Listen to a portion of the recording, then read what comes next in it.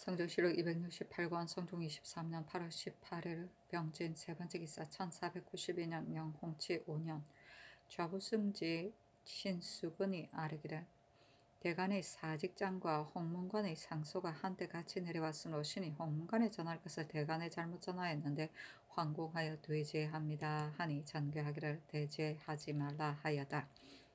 사신이 논평하기를 옛날에는 납언의 직임을 중하게 여겨 이에 말하기를 짐의 명을 출납시키되 합당하게 하라 하였다. 후설은 중기인데 적임자가 못되는 사람에게 시킬 수 있겠는가. 신수건은 학문이 없는 사람이 출납을 잘못한 것쯤이야 이상할 것도 없는 것이다 하였다. 성조실록 268권 성종 23년 8월 19일 정사 첫번째 기사 무령군 여자광이하서 아뢰기를 남원의 민호는 3만 호가 넘는데 상터가 좁으니 만약 예측하지 못한 변이 일어난다면 입보하기가 어렵습니다. 성을 쌓는 목적이 어찌 관사와 창고만을 위해서이겠습니까? 옛날 당나라 유인괴가 성을 쌓고 이곳을 지켰는데 그 유지가 아직 남아있습니다. 창건대 지세를 살펴서 넓혀 쌓게 하소서 하니 임금이 말하기를 내가 장차 앞서의 의논을 살펴서 조처하겠다 하였다. 성조실록 268권 성종 23년 8월 19일 정사 두번째 기사 대간이 사직하기를 3번까지 하였으나 들어주지 아니하였다. 성조실록 268권 성종 23년 8월 19일 정사 세번째 기사 전라도 관찰사 허침에게 하사하기를 남원 업성에 유인괴가 쌓은 예터의 둘레를 그 척수를 재어서 아래라. 그리고 전번에 이 극증이 성터를 살펴서 정하였는데 그것이 만약 좁으면 마땅히 몇 자를 더 넓혀야 하겠는가. 아울러 살펴서 측량하여 아래라 하였다. 성조실록 268권 성종 23년 8월 19일 정사 네번째 기사 지중추부사 김종직의 줄기 철저하고 사부 사제를 전례와 같이 하였다. 김종직의 자는 계온이고 선산인이며 성균 사의 김숙자의 아들이다. 경태 계윤년에 진사에 합격하였고 천순 김윤년에 문과에 합격하였다. 세조가 집현전을 없애고 글 잘하는 선비 10명을 선발하여 예문을 겸하게 할 적에 김종직이 형 김종석과 함께 선발되어 들어갔다. 승종이 즉위하고 집현전의 예의에 의하여 예문관의 인원을 널널이어서 문학하는 선비를 선발하여 충당시켜 모두 경영관에 겸하게 하였는데 김종직이 수찬이 되었다. 그러나 어버이가 연로함으로 인하여 지방에 나아가 함양 군수가 되었다. 성하 을미년에 임기가 만료되자 승무는 참교에 제수되었고 이후 어머니가 연로함으로 인하여 사직하자 선산도사에 제수되었다. 기해 년에 어머니 상을 당하였고 3년상을 마치고는 검산 초야에 있었다. 이민년에 소명을 받고 호문관 은교에 제수되었으며 얼마 되지 아니하여 직제학에 초승하여 제수되고 부제학으로 승진되었으며 승제원 동부 승지에 제수되고 좌부 승지까지 이르렀으며 도승지에 발탁되어 제수되었다. 곧 이어 가선대부 2조 참판 겸 동지 경연사에 승진되었고 당시 경영 당사는 다만 조강에 참여하여 모셨을 뿐인데 임금이 특별히 김종직에게 명하여 진강하게 하고 이어 주강에 참여하게 하였다. 김종직이 동지 경연사로 있은 것이 오래였으나 건의하는 일이 없었으므로 명망이 조금 감소되었다. 정민년에 전라도 관찰사로 나갔고 홍치 무신년에 공조 참판에 제수되었으며 기유년에 자헌대부 형조 판세에 제수되었는데 중풍의 마비로 정세로 인하여 휴가를 주었으나 낫지 아니하므로 지중추부사로 옮겼다. 동네 온천에 모욕하기를 청하여 내려갔다가 이어 밀양의 옛집으로 돌아가서 글을 올려 사직하였는데 임금이 친히 불륜하는 비답을 지어 하사하였다. 이때 와서 졸하였다. 처음의 시호는 문충이었는데 도덕이 높고 학문이 넓은 것을 문이라 하고 청렴하고 공정한 것을 충이라 했다. 뒤에 대간의 논박으로 인하여 시호를 문관으로 고쳤는데 문학이 넓고 본 것이 많은 것을 문이고 경에 거하여 간소하게 행동함이 간이다. 김종직은 자호를 전필제라고 하였으며 저술한 글이 몇 권이 있다. 찬집은 청구, 풍화, 동문수가 세상에 전해지고 있다.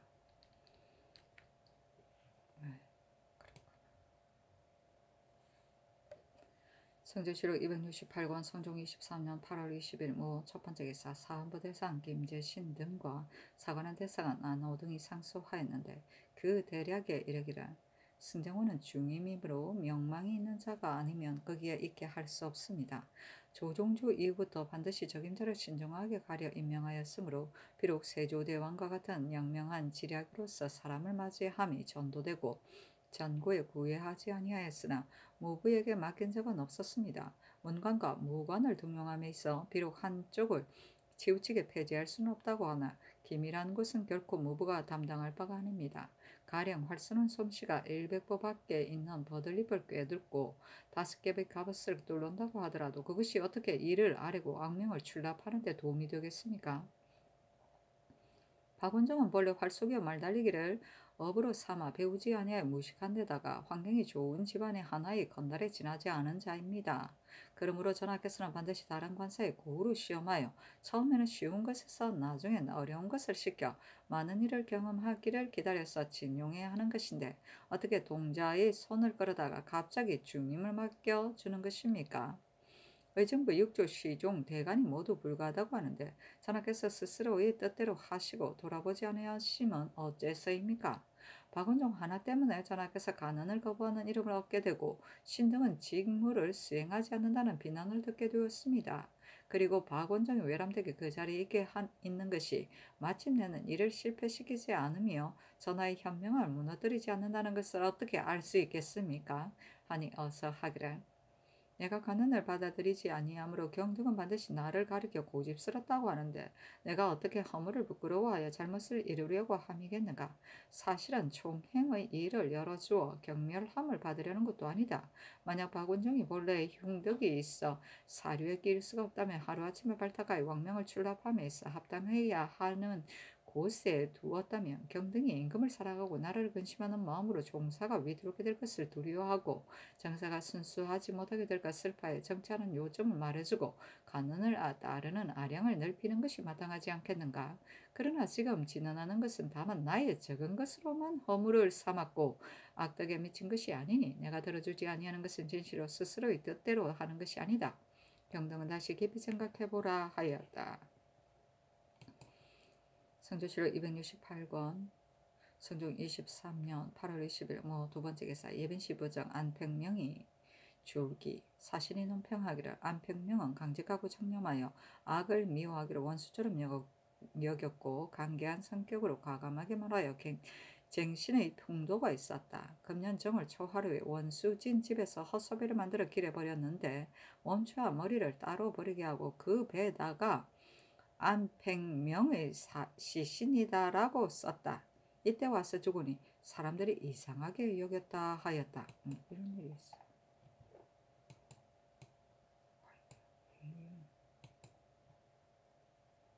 이윤문에 성조실록 268권 성종 23년 8월 21일 기미 첫번째 기사 간방에 유승이 나타나는데 모양이 바리떼와 같다고 꼬리의 길이가 4척 남짓이었다.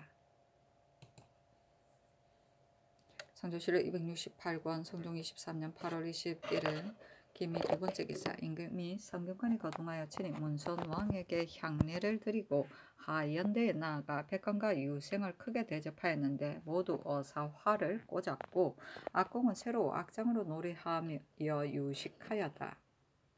도승지 정경주에게 명하여 유생에게 말하게 하기를 오늘의 일은 연락한 것이 아니고 곧 유학을 승상하고 도를 존중하기 위한 것이니 각각 취하도록 마시라 하였다. 연회에 참여한 유생은 모두 3천여 명이었고 구경하는 사람은 교문을 메웠는데 이는 동방의 일대 성사였다. 성조실록 268권 성종 23년 8월 21일 기미 세번째 기사 새로 지은 등가 악장의 내용이다.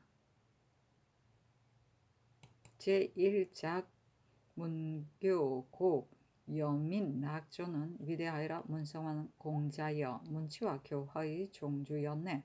훌륭하여라 우리 임금이시여 그것을 험마하고 그것을 승상하네. 만고의 몸과 본보기가 되었으니 일백제왕의 어뜸이시네. 이에 상당한 인사를 거행하니 모두 예법을 따라 시행하고 곧 좋은 날을 가려서 제사를 성대하게 치루었네. 아름다운 재물과 맑은 술로 우리 임금 그 성의를 바치니 조정의 대신들 많이 모였고 술과 재물이 풍성하도다. 품위 있는 그 의식 예의에 맞아 온갖 복력이 함께 이르고 예의가 이루어지고 음악이 갖추어지니 사람들은 활락하고 귀신들도 기뻐하리.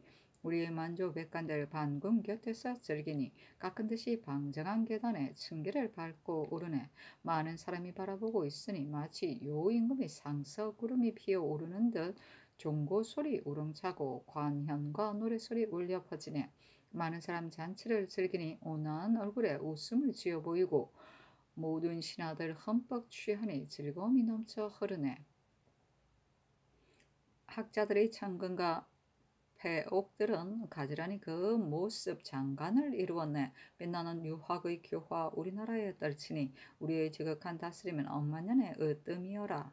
제2작 선화곡 보호자조 선리의 신성한 교화 어디든 다 같아. 존중하지 않는 곳이 없으나 우리나라에서 더욱 존숭하네. 나라 세운 지 천년의 문화가 더욱 떨쳐皇궁 가운데 취하가 머물렀네.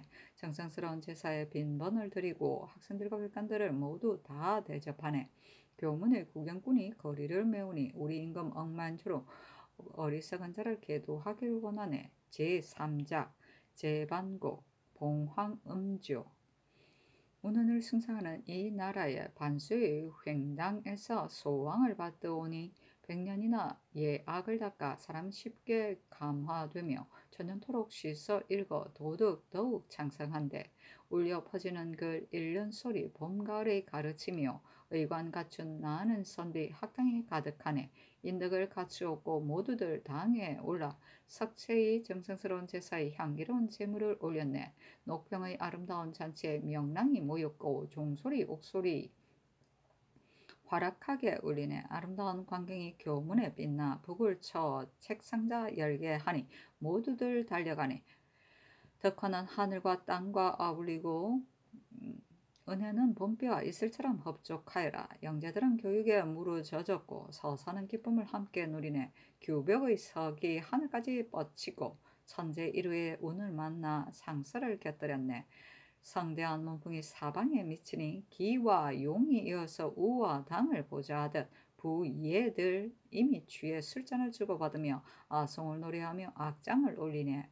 상상의 수복이 강릉처럼 길어서 오래도록 무궁토록 오래 사소서. 제4작 하천곡 만전춘조 황하가 맑아지는 천년의 운세 덕을 쌓으면 100년을 기약하네. 복력 요도에는 옛기업을 넓혔고 용기 수불로서 선사에게 예배하네. 늠름한 모사들 규장을 받드는 날이고 엄숙한 청금들 빈조를 갤 때이네. 빛나는 문장은 한 당을 엎지르니 봉황이 조양에 와서 웃는 것을 보는 듯하여라. 교문을 둘러선 진신들의 관대가 구름처럼 많이 모였네. 성덕은 신화를 잊게 하고 사무는 고풍을 떨치네. 천구에 현가하는 곳에 어수가 한 당에 함께 했네. 담노의 깊은 은혜 흠뻑 젖은 곳이고 청하의 흡족한 가르침 교육된 곳이네. 울리는 타고 소리에 하루 해도 길어지는 듯 화기찬 웃음소리 즐거움 한이 없어라. 새로워라 그 천명이여 모두가 우리 임금 만만세를 축원하네. 제5작 전문곡 융화조 연명하신 우리 임금 문풍을 크게 천냥하였네. 취하가 와서 반궁에 이르렀네. 이미 소왕에게 석전을 드리고 조종백관과 선비들에게 잔치를 베풀었네. 교문에 모여든 억만 군중들 청금의 패옥이 많기도 하여라. 술에 취하고 덕화에 배부르니 칭송하는 소리가 흘러 넘치네. 아 억만년토록 복록과 태평을 누리리리. 제6작 경운곡 한림가조 큰 운수 바야흐로 열리어 지도가 용성해지니 한 세상 도견하여 인풍을 몰고 가네. 이미 남혼전에서 순임금의 검거를 탔고 또다시 소왕궁에서 언나라를 예를 행했네. 반수에는 하늘빛이 가깝고 교문에는 햇살이 불거라 호경에 있는 주왕과 짝할만하고 옹에 임한 한제보다 훌륭하여라. 유림들 천년에 한 번 기이하게 만드는데 좋은 날 좋은 때 중출 즐기로다. 맑은 새벽 근궁에서 제사를 지내니 활락한 신선음악 소호를 연주하네. 찬란하고 상스러운 구름 멸류관에 서렸고 유림들 천년토록 큰 경사를 칭송하네. 강전에는 의문이 성대하고 검단에는 우루가 흠뻑 젖었도다. 스승과 제자가 다같이 춤추고 늙은이와 젊은이가 함께 노래하네. 제7자 배천고 오륜가죠. 우리 임금이 나라에 임하시어 그 덕이 하늘과 짝짝하였네. 오복을 거두 백성에게 주시고 황극을 세우셨네. 우리의 오전을 신직하여 이룬을 펴셨네. 교화가 행해지고 풍속이 아름다워 지극한 다스림이 성대하게 일어났네. 그 광경이 어떠한가. 수역의 춘대에 한 세대의 아름다운 민놀이네. 활약하고 절도가 있으며 그 광경이 어떠한가. 하늘이 내신 성주께서 날마다 태하게 나가 빛나는 학문 더 높아졌네. 선사를 높이고 사도를 존중함은 옛사람에 비하여 더욱 빛나네. 소왕에게 석전을 드리며 백예를 흡족하게 하였네. 이미 많은 복록을 받으셨고 교화를 승상하고 높였네. 그 광경 어떠한가. 교문의 구경꾼이 억만으로 헤아릴 정도네. 제장함 옹에 임한 성대한 일 그 광경이 어떠한가. 즐거우사 반궁의 건체를 캐러 우리 임금 이르렀네. 취하를 멈추고 장전에 거동하시니 수운이 피어오르네. 잠령의 백류요 청금 배옥의 재생이네. 위이 갖춘 많은 선비들 잔치에 모여서 먹고 마시네. 그 광경이 어떠한가. 술과 덕화에 취하고 배불렀네. 화답하는 노래 주나라 아송이네. 그 광경이 어떠한가. 제8자 임옹곡 납시 가죠.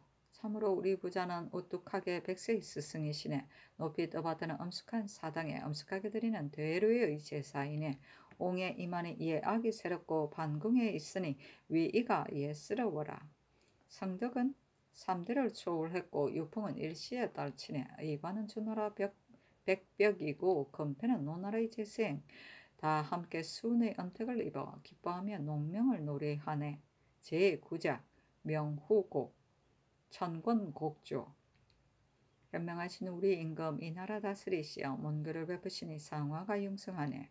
모두가 즐거워하며 태평스러운 정치 교화 우당을 앞질렀네. 반수에 이르러 소왕에게 제사드리니 그 많은 선비들 위이를 갖추었네. 모두가 즐거워하며 태평스러운 정치 교화 우당을 앞질렀네. 웃음 띤 그 얼굴 영재를 길러내니 많은 인재들이 조례에서 뽑혔도다.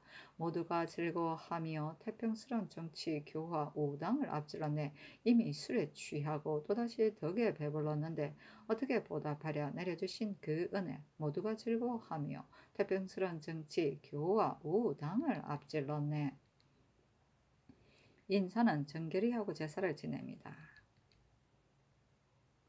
취화는 물총새 깃으로 장식한 천자의 기다. 빈번은 개구리밥과 산 흰죽을 말한 흰쑥. 전하여 제사를 지내는 사람이 제수가 변변하지 못함을 겸양히 이르는 말이다.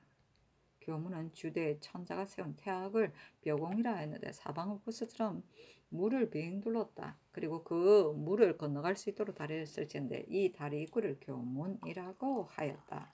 녹평은 식용소와의 농명장에 농명, 식야, 직평에서 나온 말이다. 농명장은 원래 여러 신하와 훌륭한 손님과 더불어 잔치를 엎는 것을 말한다. 북을 쳐 책상자 열게 하니는 고협을 말하는 것으로 학과가 시작될 때 북을 쳐서 학생을 모아놓고 책상자를 열어 책을 꺼내는다는 뜻으로 취약함을 이릅니다. 부이에는 물오리와 기러기의 행렬처럼 신하들이 늘어선 것을 말한다.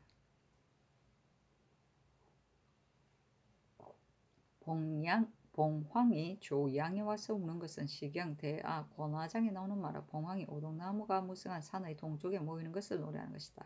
곧 어진 이들이 훌륭한 조정에 모인 것을 비유한 것이다.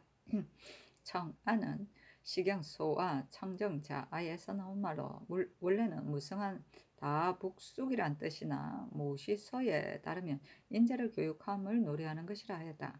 전하여 많은 인재라는 뜻으로 쓰였다. 타고는 악어 가죽으로 만든 북이다. 옹을 임한 한제보다 훌륭하여라는 호환의 명제가 즉위하자 벽옹이 나아가서 스스로 강한 것을 말한다. 이때 여러 유생이 그 앞에서 문난하였고 수많은 선비가 교문을 에워싸 보고 들었다고 한다. 수역은 인수한 경력이란 뜻으로 태평한 세상을 이룬 성세와 같은 뜻이다. 춘대는 노자에 나오는 말이다. 봉경치가 한창 좋을 때 대에 올라 멀리 바라보니 마음이 넓어지고 즐거워진다는 뜻으로 성세를 비유한 것이다. 수우는 주역 수괴의 구름이 하늘로 올라가는 것이 수괴이니 군자는 그것으로 마시고 먹고 잔치하고 즐거워한다는 데서 나온 말로 잔치함을 이루는 말이다. 초래는 절야를 가리키는 말로 초야와 같은 뜻이다. 선조실록 268권 성종 23년 8월 21일 기미 네 번째 기사. 대간이와 싸레기를 신등이 삼가 어서를 보니 반드시 나라를 가리켜 고집스럽다고 할 것이라고 하셨습니다. 신등은 그 고집에는 선한 것도 있고 선하지 아니하는 것도 있는데 임금은 마땅히 선함을 가려서 고집해야 한다고 생각합니다. 전하께서 어찌 공로는 고집하지 않고 고집해서는 안 될 것을 고집하십니까? 박원종이 승지가 될 수 없다는 것을 온 조정에서 다 말하는데 전하께서 오히려 독견을 고집하시고 의심 없이 쓰시니 비록 전하의 하교가 그러하다 하도 신등은 믿을 수가 없습니다. 박원종이 비록 흉덕한 사람이 아니라고 하더라도 학문이 없고 무식하여 이미 공의에 용납되지 못하였는데 발탁하여 중임을 맡기는 것이 없겠습니까? 만약 흉덕한 사람이라면 마땅히 사판에 끼이지 못할 것인데 신등이 어찌 다른 관사에 도시험하는 것으로 말하였겠습니까? 만약 상상의 하교와 같다면 비록 명령을 한 사람이라도 진실로 흉덕만 없으면 중임을 맡길 수 있다는 것입니까? 전하께서 올바른 제목이 아닌 자를 발탁하시고도 의심하지 않으시고 여러 사람의 언용을 채택하고 써도 쓰지 않으시니 신등은 저기 공론이 땅에 떨어지게 될까 두렵습니다. 전하께서 다음날 비록 정사를 잘못과 사람을 잘못 쓰신 것을 듣고자 하신들 누가 감히 바른 말을 하여 성상의 뜻을 거역하라고 하겠습니까? 공론이 멀어지고 언로가 막히면 위망의 조짐은 사실 거기에 기인하는 것이니 매우 두려워해야 할 일입니다. 삼가 원하건대 다시 세 번 생각하여 의심 없이 결단하시고 만약 윤허하지 않으신다면 속히 신등의 직임을 파직시켜 관직을 비워두었다는 비난을 면하게 하소서 하였으나 들어주지 아니하였다. 성조실록 268권 성종 23년 8월 22일 경진 첫 번째 기사. 임금이 인정전에 나아가니 의정부에서 백관을 거느리고 진화하였다. 그 전문에 이르기를 도덕은 선성보다 나은 것이 없으며 역대에서 다 같이 존중하였고 예악은 명시를 기다림으로 성대한 일식이 모두 고행되었으며 보고 들음이 미치는 곳에 다 같이 춤을 추듯 합니다. 삼가법원대 정사에 임해 잘 다스려 보려고 하는 임금은 모두 학문을 숭상하고 교화를 일으키는 것을 중하게 여겼습니다. 그러므로 노 나라에서는 반궁에 간 칭송이 있었고 한나라에서는 이몽한 의식을 성대하게 거행하였습니다. 그러나 술을 마시다가 미처 제사에 참여하지 못하는 일도 있었고 혹은 술만 돌리고 큰 잔치는 베풀지 아니하기도 하였으나 모두 성대한 예라고 일컬어 장성한 시기로 배속시켰던 것입니다. 삼가 우리 임금께서는 정일 집중하시고 시종 학문의 뜻을 드시어 친히 제사를 받들어 올리며 향기로운 서직을 바치었고 잔치를 베풀어 주어 즐기게 하니 모두가 오로의 언택에 젖었습니다. 임금과 신하가 서로 즐길 음악을 만들었고 위와 아래가 태평시대를 경하하며 북을 쳐 책상자를 열고 배불리 취한 자가 3,000명이나 되었고 교문에 둘러서서 구경하는 자가 10,000명이었습니다. 이는 오도의 다행이고 사문의 영광인 것입니다. 신당은 모두가 용렬한 자격으로 성대한 일을 보게 되었습니다. 논과 악은 주나라 아성의 노래로 화답하고 수북과 강령은 늘 기자의 구주로 빕니다 하였다.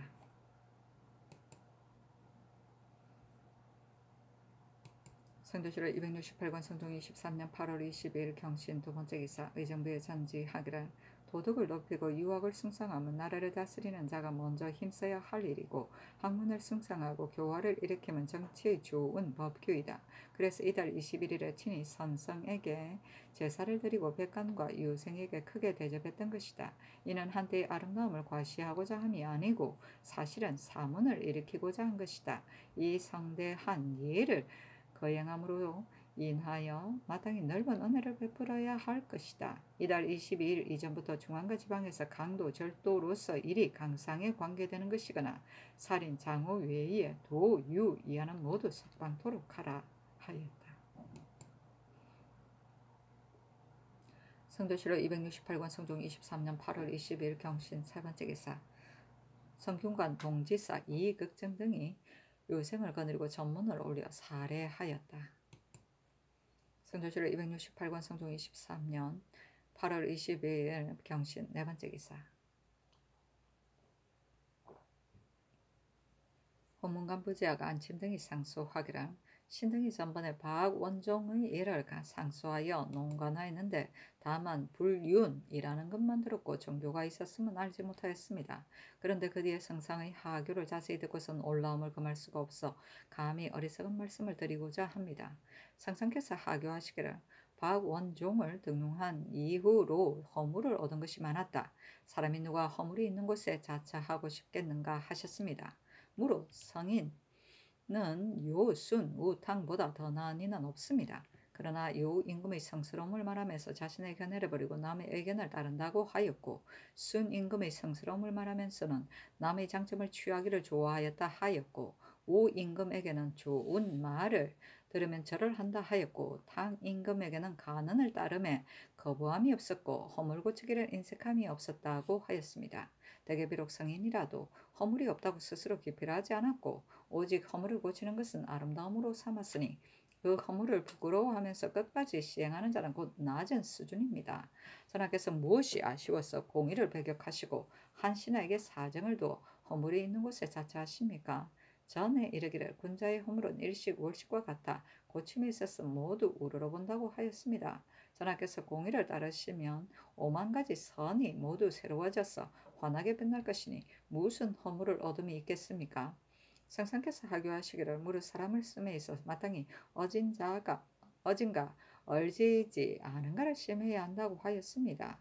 옛날 정자피가 윤하로 하여금 업제가 되게 하였는데 자산이 젊다고 하자 자피가 말하기를 이 사람은 신중하고 선량하여 내가 사랑하니 그로 하여금 가서 배우게 하려고 한다 하였습니다. 그러자 자산이 말하기를 지금 그대는 사람을 사랑한다 하여 정사를 맡기니 이는 마치 칼을 잡을 수도 없는 자에게 물건을 자르게 하는 것과 같은 것으로서 그 상처를 내는 것이 사실 많을 것이다. 그대에게 좋은 비단은 많은데 재단하는 것을 가르치지 않으니 큰 업은 곧 이불과 같은 것이다. 배운 자로 하여금 재단하게 한다면 좋은 비단이 될 자가 많지 않겠는가 하니 자피가 말하기를 언젠가 내가 그대는 정나라를 다스리고 나는 우리 집을 다스려야 하겠다고 생각하였는데 지혜가 부족하여 비록 우리 집이라도 그대의 말을 듣고 다스리기를 원한다고 하였습니다. 정자피가 자산에게 정사를 맡긴 것이 그와 같았으므로 정나라가 다스려질 수 있었던 것입니다. 현재 우리나라의 백사의 서문은 의정부에서 매여 있지 않고 바로 승정원에서 나오고 있으므로 승지의 책임은 가장 중요한 것입니다. 그런데 이번에 전하께서 학식이 없는 무부에게 구슬의 중본을 맡겨놓고서 어진지 아닌지 시험하는 것이다 하셨으니 그것은 박종원만이 공론에서 용납되지 않을 뿐만 아니라 비록 전하라 하더라도 잘하신 것인지 알 수가 없습니다. 그러한 중임을 가지고 박원종을 위해 시험하는 장소로 삼고 있으니 그 좋은 비단이 많은 것이 어찌 다만 자피의 사업에 비할 정도뿐이겠습니까? 그리고 자피는 사업의 죄를 쓰면서도 자산의 의견을 따랐는데 전하께서는 조정의 중임을 쓰면서도 공의를 따르지 않고 마음대로 하시니 전하께서 나라를 꾀하심이 도리어 춘추 때에 작은 나라 대부의 집을 꾀하는 것만도 못하다고 여겼겠습니까? 성상께서 하교하시기를 박원종을 개최하는 것이야 무엇이 어렵겠는가? 다만 그렇게 되면 임금은 손발을 놀릴 수가 없게 될 것이니 그 패단이 적지 않다고 하셨는데 무릇 공의는 나라의 원기입니다. 나라를 잘 다스리는 자는 반드시 공론이 밝게 펴져서 막힘이 없게 하는 것입니다. 공론이 움츠러져 펴지지 않는다면 나라의 원기가 통하지 아니하여 손발과 어깨와 팔이 나의 말을 듣지 않을 것입니다. 그러므로 임금이 뜻을 굽히고 공론을 따르는 것은 원기를 보호하고 국체를 보존하기 위한 것입니다. 예부터 공론이 앞서면 다스려졌고 공론이 움츠러들면 혼란이 왔습니다. 당나라 덕종은 혼주였는데 배열령을 정승으로 삼고자 하니 간관, 양승 등이 조중해서 그의 간사 함을 논박하면서 칙명을 찍고자 하였으므로 드디어 정승으로 삼지 못하였고 따라서 덕종의 허물은 그로 인하여 조금 줄었습니다. 송나라 인종은 현명한 임금이었는데 하성으로 추밀사를 삼으니 대간, 왕공진 등 10명이 상소로 논쟁하여 드디어 하성을 파직시켰는데 인종은 등은 그로 인해 더욱 드러났습니다. 후세에서 두 임금이 양승과 왕공진 등의 견제로 인하여 훌륭함을 일컫게 두는 것을 나무라지 않는 것은 뜻을 굽혀 공론을 따랐기 때문입니다. 그 당시 두 임금으로 하여금 선벌을 노릴 수 없는 것을 혐의스럽게 여겨 그 간언을 따르지 않고 배의 연령과 화성을 정성으로 삼았더라면 당시의 일이 마침내 어떻게 되었을지를 몰랐을 것입니다. 전하께서 공론을 듣기를 싫어하셔서 선발을 노릴 수가 없겠다고 하셨으니 이는 다른 사람은 나만 못하다고 여기고 나의 말을 거역하지 말게 하고자 함입니다. 그렇게 되면 법을 지키는 어진 인사는 날로 멀어지고 참사과참하는 인사가 날로 이를 것이니 누가 천독 같은 위험을 범하고 망경 같은 무게를 무릅쓰고서 임금의 잘못을 간장하고자 하겠습니까? 그 영향이 반드시 조정에 있는 신하로 하여금 말하기를 꺼려 입을 다물고 혀를 묻게 하여 끝내는 한쪽 말만 듣다가 간사함이 생기고 독단적으로 임명하다가 혼란이 이루어지는데 이르고야 할 것이니 탄식을 금할 수가 없습니다. 신등은 모두 변변치 못한 자지로서 시종에 대지하면서 전하께서 간언을 따르시는 아름다움이 차츰 처음과 같이 되지 않을까 두려워하여 진실로 마음을 쓰고 있습니다. 지금 대관들이 한문에서 부르짖으며 굳게 버티면서 이를 폐지하고 다스리지 않는 것이 이미 10일이 넘었으니 이는 작은 문제가 아닙니다. 청컨대 원하건대 삼가 원하건대 전하께서 성질을 굽히시고 여론을 따르도록 하소서 하니 전교하기를. 익숙하다고 하는 자도 자고하는 수가 있는 것인데 어떻게 앞질러 생각해서 그 사람은 반드시 이를 그르치게 될 것이라고 할 수 있겠는가? 상소에서 여러 사람의 의논을 배격하고 허물이 있는 곳에 자처한다고 했는데 시험해보고 써지면 쓰고 어질지 않으면 버리는 것이 바로 사람을 쓰는 도리인데도 모두 나를 가리켜 여러 의논을 배격한다고 한다. 그러나 후세의 사람이 이 문제를 보게 되면 반드시 나를 가리켜 옳다고 할 것이다. 사람이 손발을 노릴 수 없다고 한 것도 이러함을 말한 것이니 그 입장이 반드시 그렇게 될 것이라고 일렀을 뿐이다 하였다. 아이고.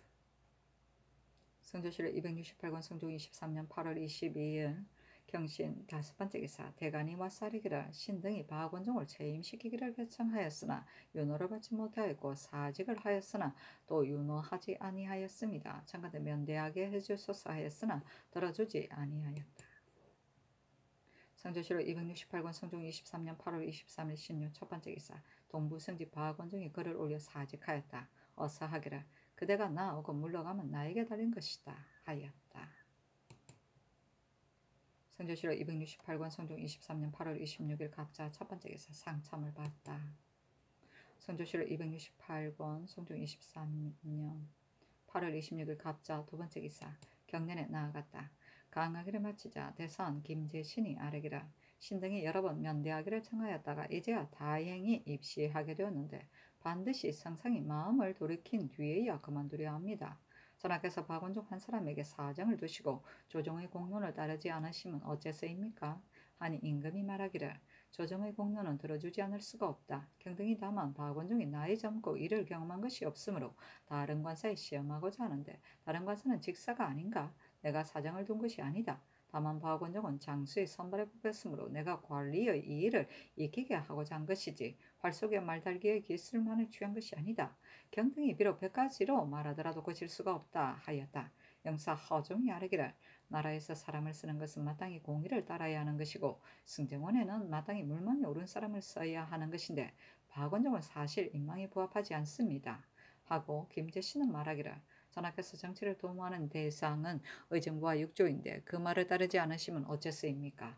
하고 시간간 이 의문은 아래기를 전하께서 대간의 말을 들어주지 않으시면 아마도 간언을 따르시는 미덕이 지금부터 무너지게 될 것입니다 하였는데 임금이 말하기를 경등은 박원종이 나이가 적고 일을 경험한 것이 없다고 하는데 이를 경험한 것이 없다고 하여 죄 없는 사람을 버리는 것이 옳겠는가? 대간이 요즘 사직을 하다가 문득 물러갔는데 그것은 나와는 시비를 다툴 수가 없다는 것인가? 하였다. 특징관 윤효순이 아뢰기를 황희도는 경계가 평안도와 연하여 있기 때문에 한번 오랑캐가 침범할 것이라는 소식만 있게 되면 곧 군대를 동원하게 되고 해마다 부방하게 되므로 그 괴로움이 다른 도의 배가 됩니다. 군부들은 그것을 싫어해 다투어가며 팽배와 대졸로 편입하는데 앞으로는 일체 금지시켜 군호를 충실하게 하도록 하소서 하고 주하성지 건경이는 아래기를 양계는 모두 외적을 받는 지역이니 방어를 엄하게 하지 않을 수 없습니다. 평안도도 원수 이익억균이 조전장 4명과 경군관 150명을 거느리고 황해도 군주가 아울러 방어하고 있으니 빈틈없이 방비한다고 할 수 있습니다만 영한도는 그렇지 못하여 경군관 100명과 경군사 100명만을 보내놓고 있는데 경군들은 용렬하고 허약하여 도리어 지방군사만도 못합니다. 지금 니마차와 도굴이 서로 이어 화천을 청해왔으니 아마 변장들이 그 기순함을 믿고 또 북정한 다음이라 오랑캐들이 모두 두려워하여 반드시 침범해 오지 않을 것이라고 여겨 변경방어의 모든 일이 반드시 소홀해질까 두렵습니다. 신의 의견으로서는 역량이 높은 대신을 보내어 변종인과 함께 의논하여 조처하는 것이 좋을 듯합니다. 만약 대신을 보내는데 폐단이 있을 것이라고 여기신다면 변방일에 익숙한 이 삼품의 당상관을 보내는 것이 좋을 것입니다. 영안도는 서울과 거리가 가장 먼 곳이므로 왕화가 미치지 못하고 있습니다. 그러니 사신을 자주 보내어 조정해서 어루만지고 있는 뜻을 알게 해야 할 것입니다. 하니 임금이 좌우에 고문하였다. 허종이 대답하기를 북정한 이후에 영안도가 더욱 심하게 곤란에 당하였는데 만약 대신을 보내게 되면 아마도 동요하게 될까도 염려스럽습니다. 아니 임금이 말하기를 대신을 보내지 말고 절도사에게 유시하여 방어를 더욱 엄하게 하도록 하는 것이 좋겠다 하였다. 허종이 또 아뢰기를 여러 성의 오르적합으로 경원이야 제진에 입거하는 자는 반드시 남루를 경유합니다. 지금 변종인으로 하여금 남루에게 말하게 하기를 여러 성의 오르적합이 만약 와서 침범하고자 할 적에 너희가 우리에게 먼저 알려주지 아니하면 반드시 군사를 일으켜 문제할 것이다 하면 남들은 반드시 두려워하여 와서 알려줄 것입니다. 그렇게 되면 적변을 미리 알아서 방비할 수가 있을 것입니다. 임금이 말하기를 그렇게 하라 하였다. 성조실록 268권 성종 23년 8월 26일 갑자 세 번째 기사 주강에 나아가다.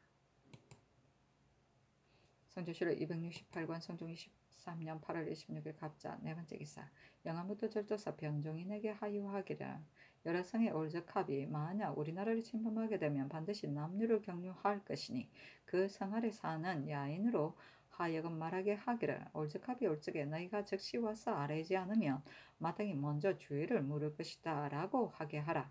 북정한 이후에 니마차, 이자, 국어, 도굴 등이 다투어 기순하였다. 그러나 진실과 거짓을 보장하기가 어렵다. 더구나 오랑캐의 마음은 교활하고 보복하기를 좋아한다. 지난해 침범을 당하고서는 가슴에 원한이 맺혔을 것이니 우리를 씹고 싶은 마음이 어느 때에 거치겠는가. 이번에 납관한 것도 허실을 엿보았다가 틈을 타서 몰래 발동하기 위해서 그러는 것이 아닌지를 어찌 알겠는가.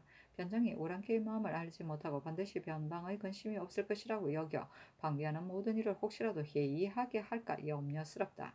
내가 장차 관리를 보내어 검찰하게 하려고 하니 경은 나의 마음을 본받아서 철저히 조처하라 하고 관찰사 성준에게 하유하기를 북정한 이후에 그들의 보복이 있을까 염려스러우니 경은 속히 북도에 가서 방하는 모든 일을 변종인과 같이 의논하여 조처하라.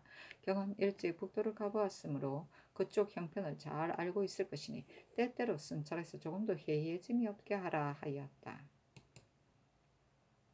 성조실록 268권 성종 23년 8월 26일 갑자 다섯 번째 기사 석강에 나아가다. 성조실록 268권 성종 23년 8월 26일 갑자 여섯 번째 기사 김승경을 가선대부 첨지증주부사로 황사효를 통정대부 진주목사로 홍석보를 통정대부 밀양부사로 김건을 통정대부 경원부사로 민수복을 승이랑 수 사원부 지평으로 삼았다.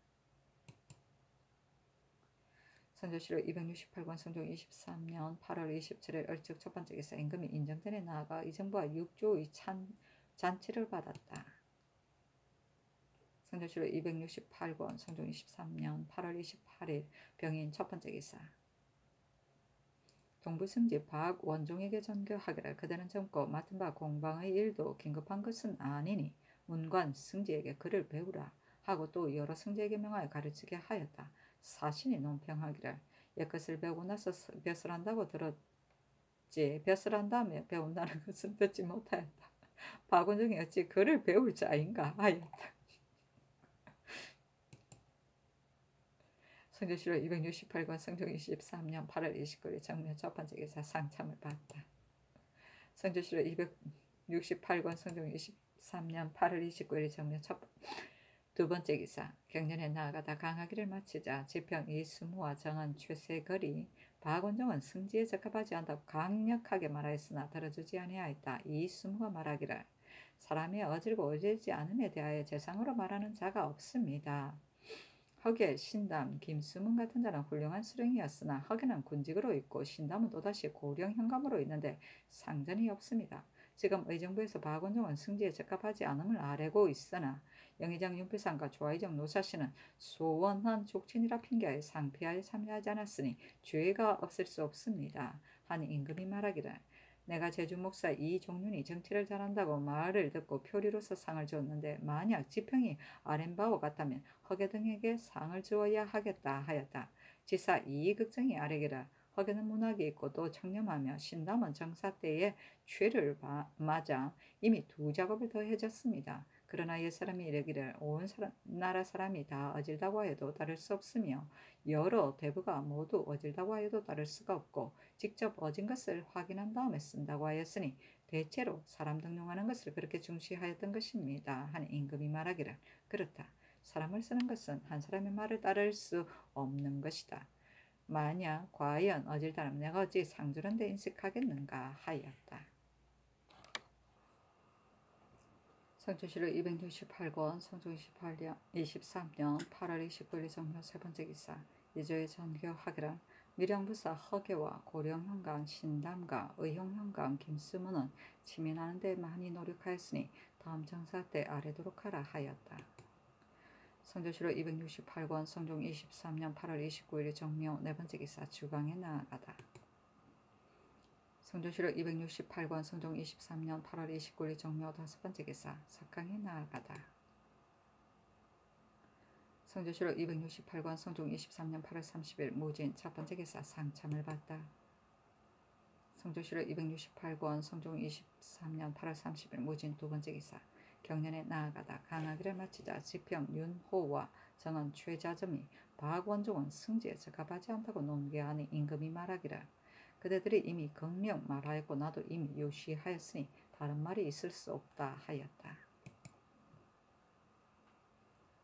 성조실록 268권 성종 23년 8월 30일 무진 세 번째 기사 시강원 필선 민사건 등 5인이 윤대하다.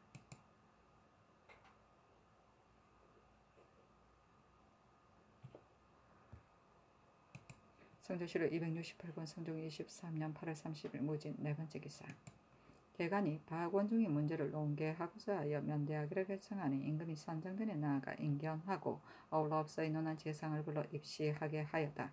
대사원 김재신이 아뢰기를 대체로 공론이 패해지면 언로가 막히는 것입니다.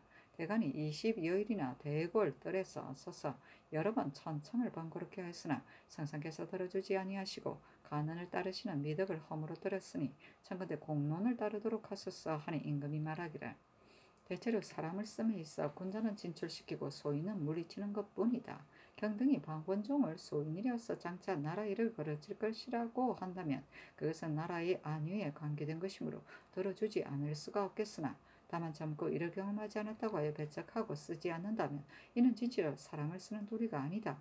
경등은 다른 곳에 쓰다가 어진 것을 확인한 다음에 쓰자고 하였으나 나의 생각으로는 다른 곳에 쓰게 되면 아무리 어질고 능력이 있다고 하더라도 누가 나를 위해 기꺼이 말하려고 하겠는가. 그래서 들어주지 않는 것이니 내가 고집하는 것도 아니며 간언을 거부하는 것도 아니다. 전에도 무인으로 승지가 된 자가 한 사람이 아니었는데 어찌 박원종만 불과하겠는가 하였다.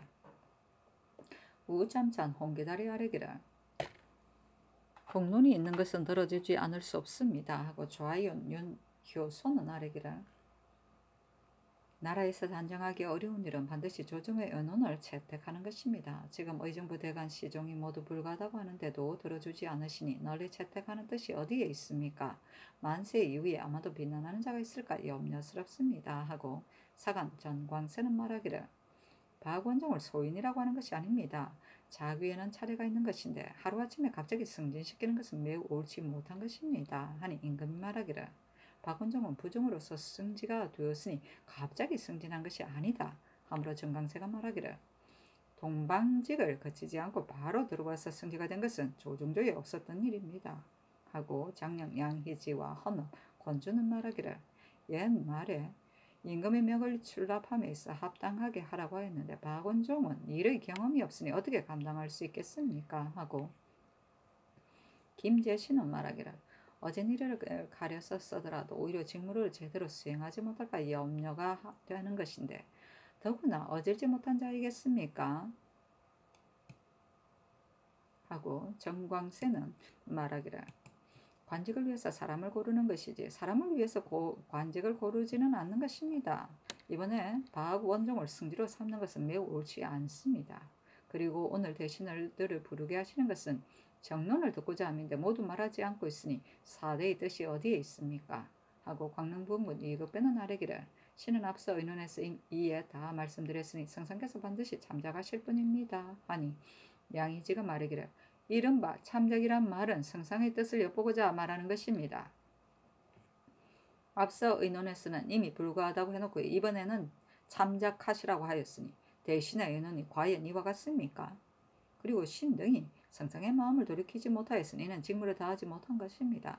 만약 박원종을 체임시키지 않으시려면 신등을 체임시키소서 하였으나 들어주지 아니하였다. 대간이 또 나와서 다시 아뢰기를 면대했을 때 신등이 말하기를 재상들은 한 사람도 아뢰는 자가 없으니 이는 사대한 뜻이 전혀 없습니다. 라고 하였는데 이급배는 아뢰기를 성상께서 참작하소서라고 하였습니다. 이급배가 당초의 은연은 단연코 박원종은 불가하다고 하였는데 지금은 성상의 비위만 그렇게 맞추고 있으니 청근대 추국하소서 하였는데 정교하기를 광릉부원군은 비위나 맞추는 재상이 아니다. 앞서 의논에서 이미 다 말하였으므로 그렇게 말한 것이다. 함부로 대간이 아뢰기를 이급배는 마땅히 앞서 의논에 의거하여 다시 불가하다고 아뢰었어야 할 것이지. 다만 참작하소서 하였으니 비유를 맞추는 것이 아니고 무엇입니까? 아니 정교하기를 경등은 나를 가리켜 간언을 거부한다고 하나 경등이 면절 정쟁하는 것은 내가 매우 아름답게 여긴다. 다만 그 문제로 인하여 대신을 죄줄 수는 없다 하고 이어 수를 하사하였다. 이급배가 아뢰기를 면대할 때에 대간이 서로 다투어 논개함으로 신은 미처 말하지 못하였습니다. 마침 말할 기회가 있으므로 신은 성상께서 잠작하라고 잠작하고 있을 것이라고 했는데 대간이 신이 가르쳐 비위를 맞춘다고 하니 아무렇지 않게 나아가 술을 마실 수가 없습니다. 청컨대 비엄하게 해주소서 하였으나 윤호하지 아니하였다.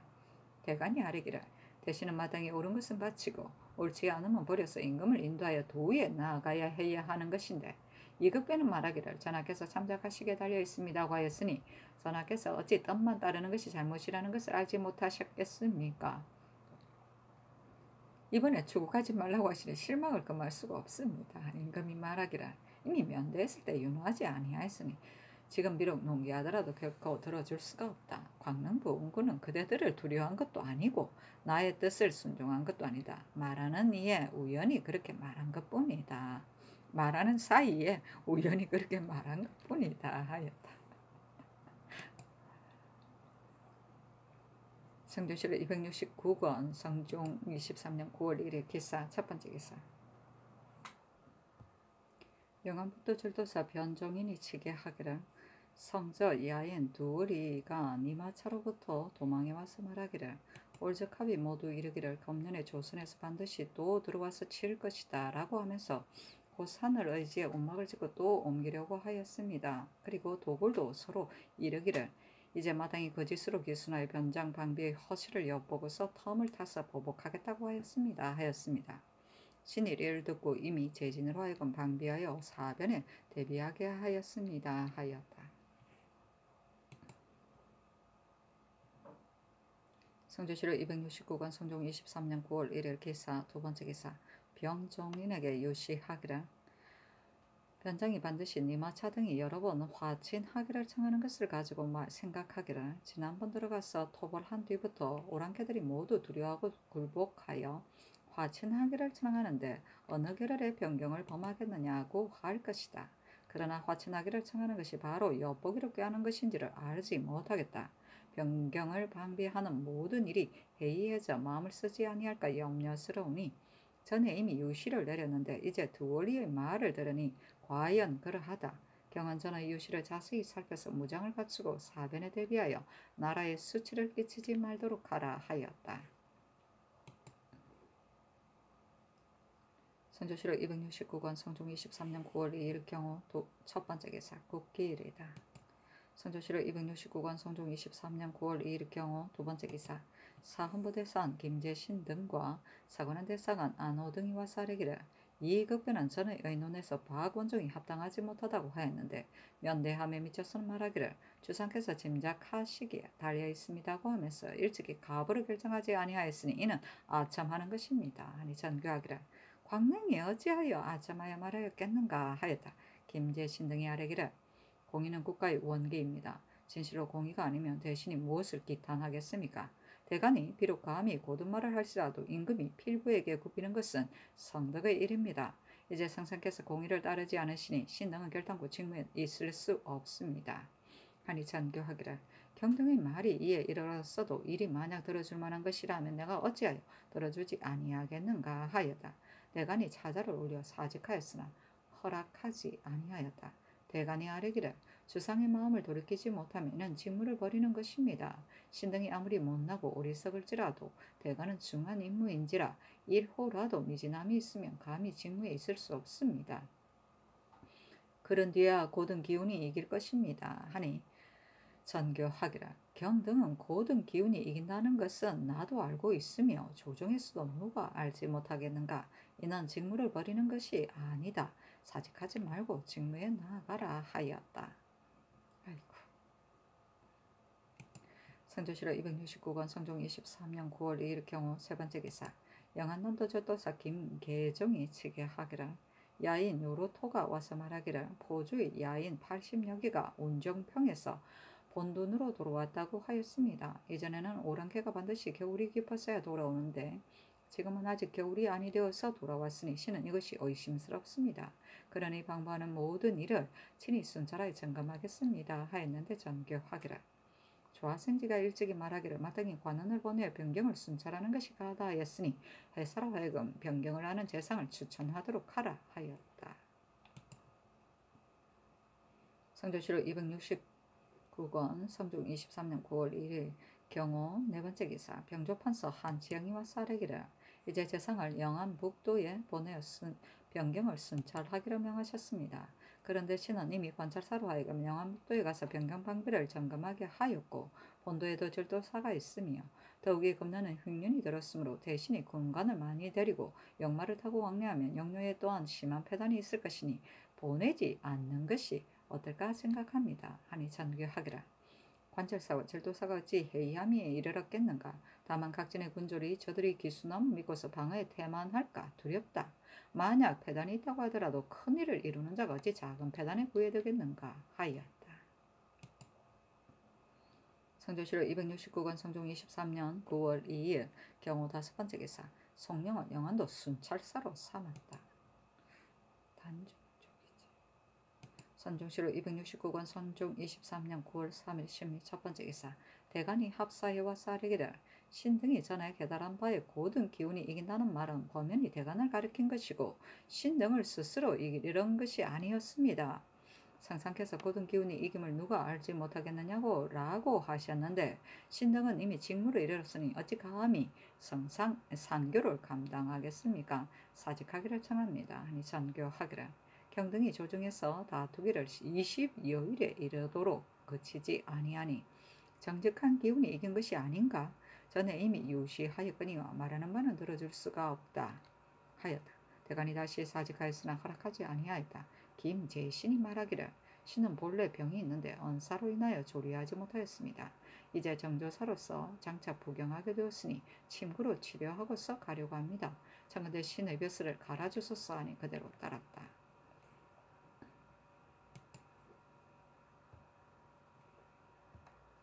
성조실록 269권 성종 23년 9월 4일 임신 첫 번째 기사 대간의 박원종은 승지에 적합하지 못함을 논하고 인하여 사직하였으나 허락하지 아니하였다.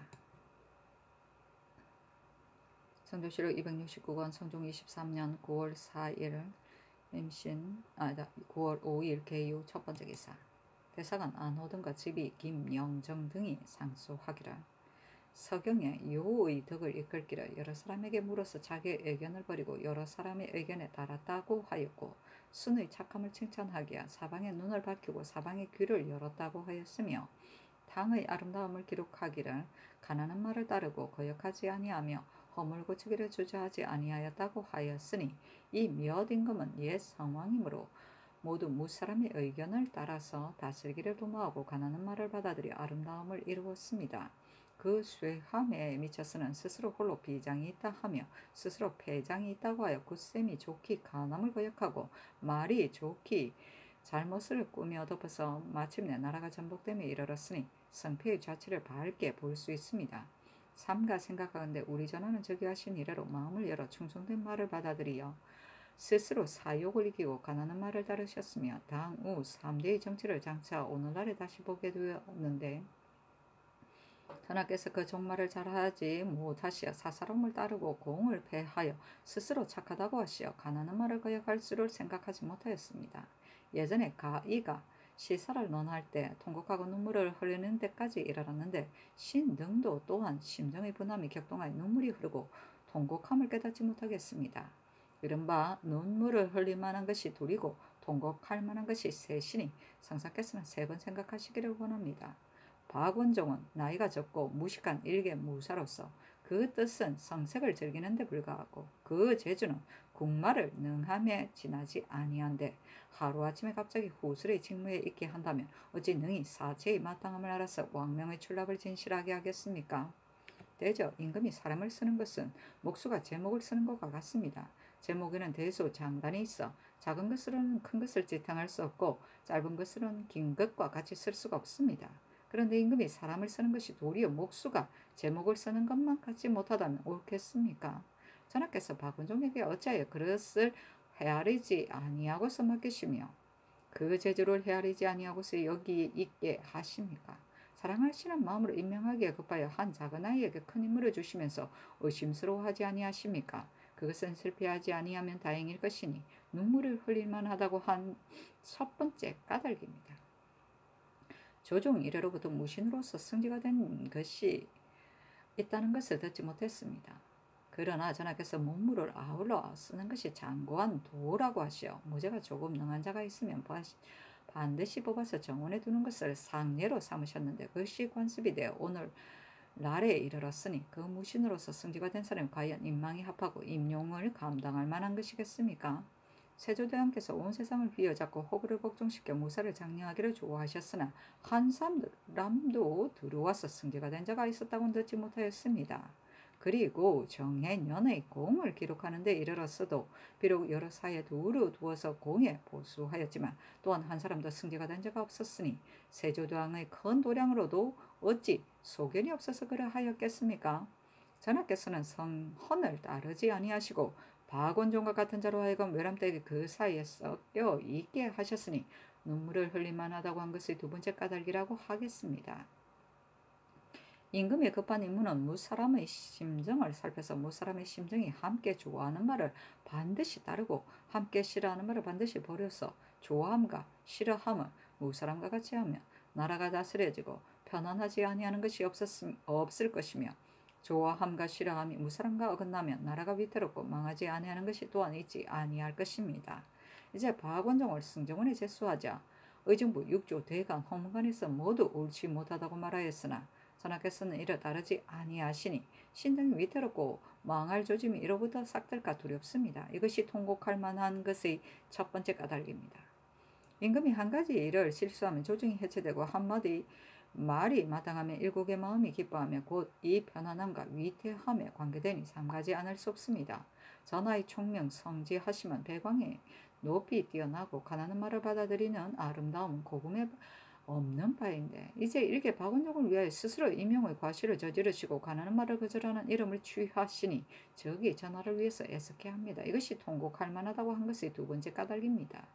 신등이 보건대 사대하는 날에 이급배가 아뢰기를 오직 전하께서 짐작하시는 데 있을 뿐이라고 하였는데 이급배는 경수를 알고 사체를 아는 자로서 당초 의견을 채택할 때 박원종의 불가함을 극진히 논하였는데 성상 앞에서 이르러서는 뜻을 거역하기 어려워하여 오직 순종하는 것만 편안하게 여기고 나라 일이 장차 그릇될 것을 헤아리지 아니하여 그 말을 주저하고 전하의 뜻에 영합하였으며 이는 다름이 아니라 전하께 공의를 따르지 아니하시는 잘못이 단서를 열었기 때문입니다.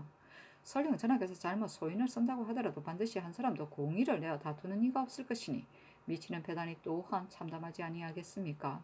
이것이 통곡할 만하다고 한 것의 세 번째 까닭입니다. 전하께서 일개 박원종을 씀으로써 이 다섯 가지의 실수가 있게 되었으니 후세에 전하를 어떻다고 이르겠습니까? 말하는 책임이 있는 자가 그 말하는 것이 받아들여지지 않으면 벼슬을 버리고 가는 것이니 그 말하는 것이 받아들여지지 않는데도 그 자리에 머물러 있는 것이 어찌 대간의 도리이겠습니까?